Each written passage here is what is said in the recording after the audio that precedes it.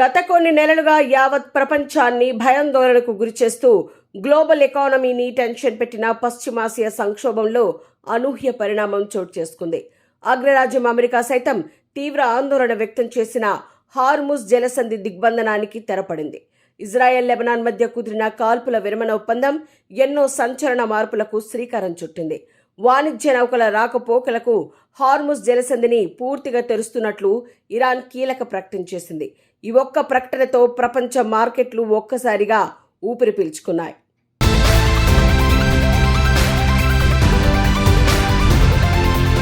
యుద్ధ వాతావరణంతో అట్టుడుకుతున్న పశ్చిమాసియాలో ఇప్పుడు శాంతి పవనాలు వీస్తున్నాయి. ఇజ్రాయెల్ లెబనాన్ మధ్య 10 రోజుల పాటు కాల్పుల విరమణ ఒప్పందం కుదిరింది. భారత కాలమానం ప్రకారం శుక్రవారం తెల్లవారుజాము నుంచి ఈ ఒప్పందం అమల్లోకి వచ్చింది. ఈ విషయాన్ని స్వయంగా అమెరికా అధ్యక్షుడు డొనాల్డ్ ట్రంప్ ప్రకటించారు. అయితే ఈ శాంతి ఒప్పందానికి కొనసాగింపుగా ఇరాన్ సంచలన నిర్ణయం తీసుకుంది.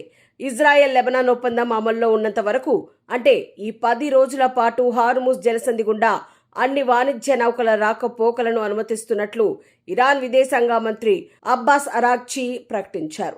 ఈ పరిణామంపై హర్షం వ్యక్తం చేసిన డొనాల్డ్ ట్రంప్ తన ట్రూత్ సోషల్ ఖాతా ద్వారా ఇరాన్కు కృతజ్ఞతలు తెలిపారు.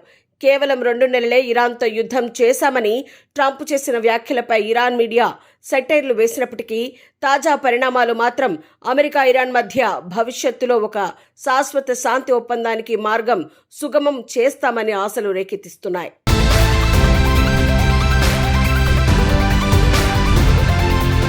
ఇక్కడ మనం ప్రధానంగా మాట్లాడుకోవాల్సింది హార్ముజ్ జలసంధి గురించి. ప్రపంచ ఆర్థిక వ్యవస్థకు ఇది గుండెకాయ లాంటిది.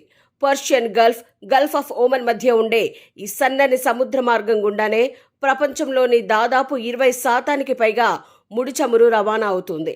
ఈ మార్గాన్ని ఇరాన్ బ్లాక్ చేయడంతో ఇన్నాళ్లు అంతర్జాతీయ సప్లై చైన్ తీవ్రంగా దెబ్బతింది. ఇప్పుడు ఈ లైన్ క్లియర్ కావడంతో ఆర్థిక మార్కెట్లలో ఒక్కసారిగా భారీ మార్పులు కనిపించాయి.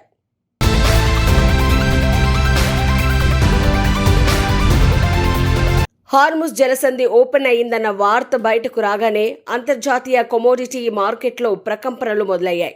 యుద్ధ భయాలతో ఇటీవల బ్యారెల్కు $100 దాటిన బ్రెంట్ క్రూడ్ ధర ఇరాన్ ప్రకటనతో ఏకంగా 8% కుప్పకూలింది.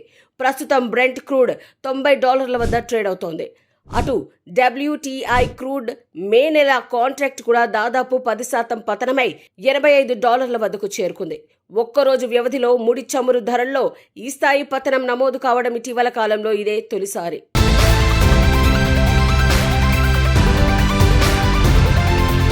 ఈ చమురు ధరల పతనం ఎవరికి లాభం?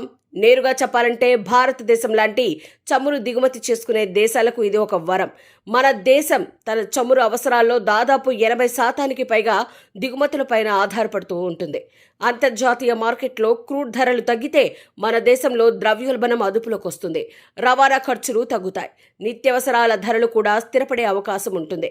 ఇక ఈ సానుకూల వాతావరణం స్టాక్ మార్కెట్లకు సైతం కొత్త ఉత్సాహాన్ని ఇచ్చింది.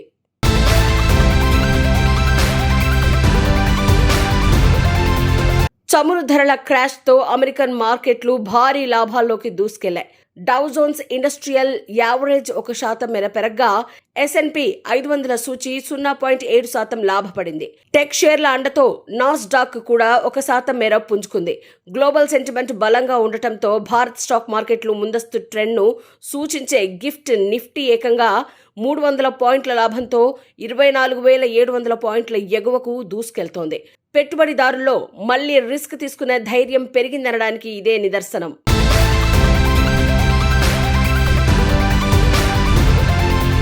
అయితే ఇదంతా కేవలం 10 రోజుల ముచ్చటేనా అన్నది ఇప్పుడు అతిపెద్ద ప్రశ్న.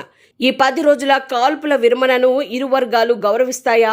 10 రోజుల తర్వాత మళ్లీ హార్ముజ్ జలసంధిపై నీలినీడలు కమ్ముకుంటాయా? లేదా ట్రంప్ యంత్రాంగం, ప్రాంతీయ శక్తులు కలిసి ఈ 10 రోజుల్లో ఒక శాశ్వత పరిష్కారాన్ని కనుగొంటాయా అన్నది వేచి చూడాలి. ఏది ఏమైనా ప్రస్తుతానికి గ్లోబల్ ట్రేడ్ ఎకానమీకి ఇది ఒక అతిపెద్ద బూస్టింగ్.